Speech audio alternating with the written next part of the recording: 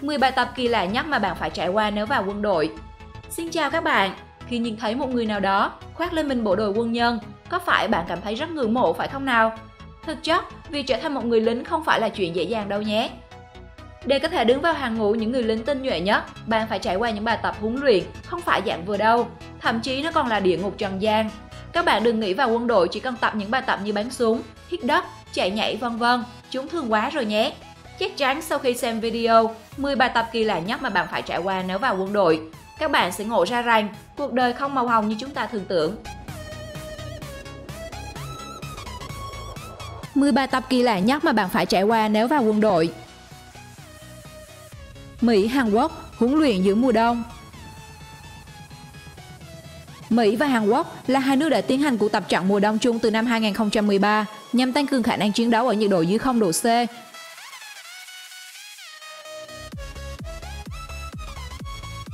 Trong khi bạn được một mặc lớp áo thật dày để vi vu trượt tuyết, thì các binh sĩ Mỹ và Hàn Quốc phải cởi trần để tập luyện dưới trời tuyết, cũng như các kỹ năng tác chiến trong điều kiện mùa đông.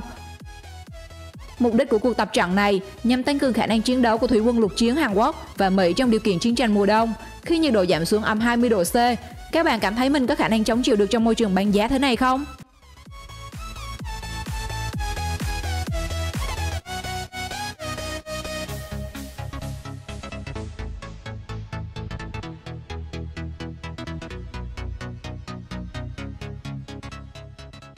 Nga kiểm soát sự đau đớn. Tinh thông võ nghệ, giỏi bắn súng và có cơ thể cực kỳ dẻo dai là những đặc điểm nổi bật của lính đặc nhiệm Spetsnaz của Nga.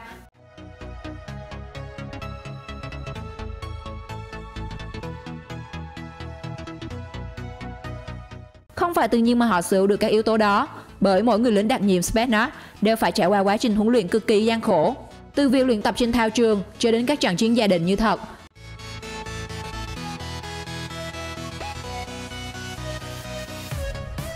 Không riêng gì các binh sĩ nam, đối với các nữ quân nhân cũng không hề được ưu ái. Một khi đã lựa chọn bước chân vào quân đội là phải chiến đấu và sẵn sàng chấp nhận hy sinh, không hề dễ dàng chút nào phải không các bạn?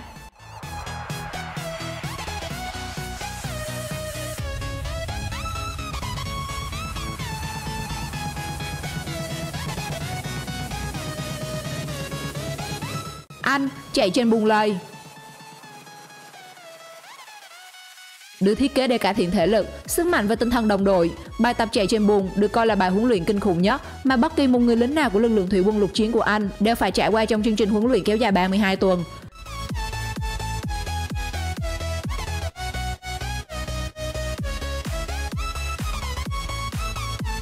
Đầu tiên, bạn sẽ phải bò sấp khoảng 45 phút và sau đó bạn sẽ được yêu cầu đứng dậy và chạy. Và còn rất nhiều các bài tập khác, tất cả đều được diễn ra trên mặt bùn trơn trượt và lầy lội. Nếu thông thường chúng ta nhìn thấy những quân nhân áo quần tươm tất, bảnh bao khi xuất hiện trên các kênh truyền thông, thì chỉ khi nào ở trong quân đội bạn mới biết môi trường quân đội khắc nghiệt như thế nào.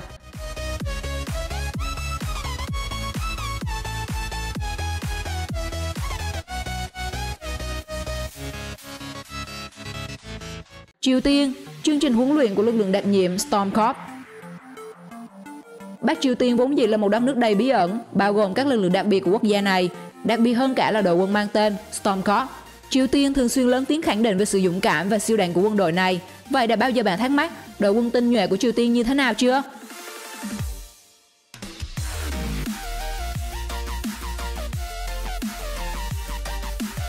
Hãy xem những gì mà các binh sĩ này tập luyện: tay không đấm vào cây cổ thụ, tông ngã một cái cây, thi đấu võ thuật, dùng tay không chặt vỡ gạch.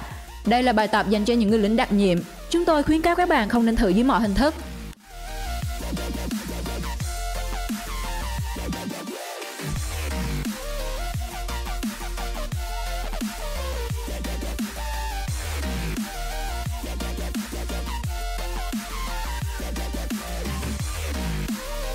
Ấn Độ, bài tập yoga. Bạn nghĩ sao khi những người lính tập yoga? Nghe rất kỳ lạ phải không nào? Có lẽ sẽ chẳng tìm thấy quốc gia nào trên thế giới đưa yoga vào chương trình huấn luyện dành cho các binh sĩ ngoại trừ đất nước Ấn Độ.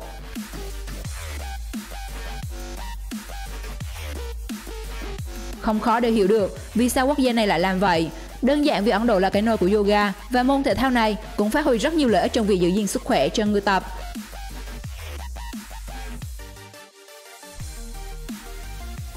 Tất nhiên, khi các binh sĩ tập yoga sẽ giúp tăng tính dẻo dai của cơ thể, cũng như rèn luyện sự bình tĩnh, nhạy bén trong việc ứng phó với các tình huống phát sinh trên chiến trường.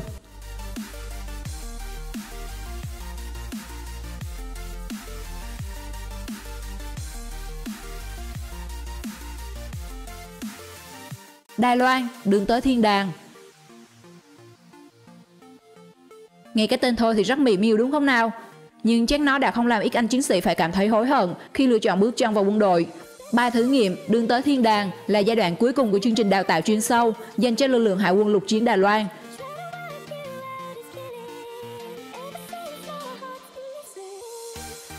Bài luyện tập đòi hỏi các bạn phải trườn, bò trên một đường lởm chởm đá cuội và gai nhọn của san hô, nhưng bạn lại không được mặc áo đâu nhé. Hãy thử tưởng tượng khi bạn đi hết con đường, bạn sẽ phải nhờ đến các y bác sĩ. Ngoài ra, bạn còn phải ngâm mình dưới nước, phơi nắng trên bãi cát và rất nhiều bài tập khác chỉ dành cho những người có tinh thần thép.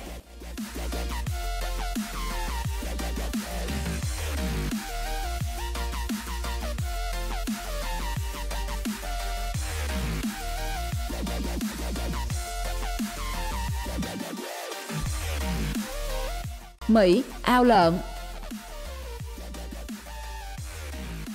Nghe cái tên của bài tập này, bạn sẽ nghĩ đến điều gì? Những cái ao của mấy con lợn được nuôi ở nông thôn. Bạn có dám lội xuống đó không? Nhưng đây lại là bài tập mà bạn phải trải qua khi vào quân đội Mỹ. Chắc chắn cảm giác mà nó mang lại sẽ rất kinh khủng. Nhưng đây là bài tập về mũi dành cho các binh sĩ nhằm thử thách ý chí.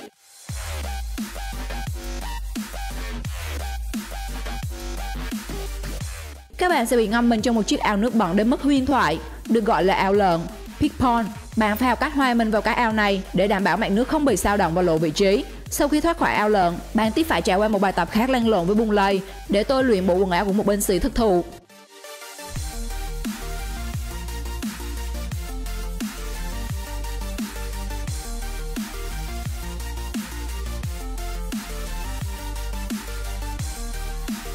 Thủy quân lục chiến Hoa Kỳ và Thái Lan uống máu rắn hổ mang.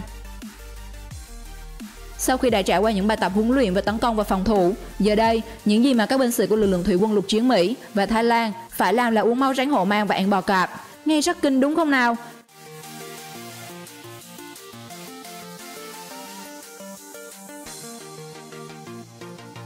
Sau khi được dạy về phương pháp giết rắn độc bởi những nhà quân sự Thái Lan, đội thủy quân lục chiến Hoa Kỳ được khuyến khích tìm hiểu phong tục bản xứ bằng cách uống máu tươi của rắn và ăn những con bò cạp đầy nọc độc. Nhiều người trong số đó vui vẻ thực hiện và trải nghiệm cảm giác mới lạ này.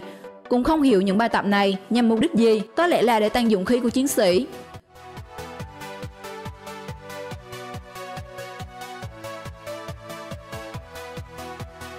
Belarus vượt chướng ngại vật. Quân đội Belarus hiện nay có tổ chức lực lượng tác chiến đặc biệt SOF. Đây là yếu tố quan trọng trong chiến lược răn đe, được xây dựng để thực hiện các nhiệm vụ khác nhau, sử dụng các phương pháp và kỹ thuật đặc biệt để ngăn chặn sự leo thang hoặc ngăn chặn cuộc xung đột vũ trang chống lại đất nước Cộng hòa Belarus từ bất kỳ quốc gia nào.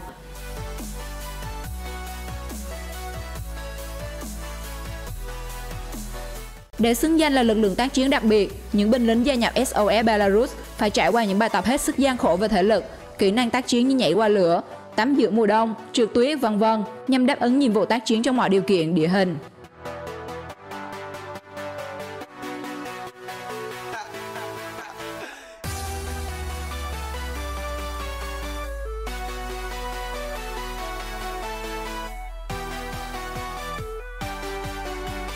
USS Chair.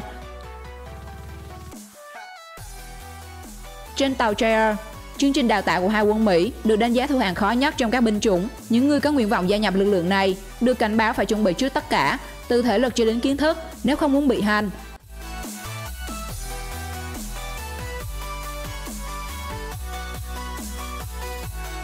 Tham gia lực lượng này, bạn phải luân phiên thực hiện nhiệm vụ canh gác an ninh, tức thay vì ngủ, bạn sẽ canh chừng con tàu và kể các huấn luyện về phòng khí độc. Ngoài ra, nếu muốn trở thành một người lính hải quân, bạn phải nắm được loạt kỹ năng huấn luyện như sống sót, lẩn trốn, chống cự và trốn thoát, cũng như chăm sóc thương vong trong chiến đấu, không hề dễ chút nào. Hãy chia sẻ cho mọi người biết suy nghĩ của bạn về nội dung video hôm nay. Nếu cảm thấy thú vị, hãy like và share video cho mọi người cùng xem. Và đừng quên đăng ký kênh để là người đầu tiên được xem các video mới nhất của Thế giới hôm nay. Xin chào và hẹn gặp lại!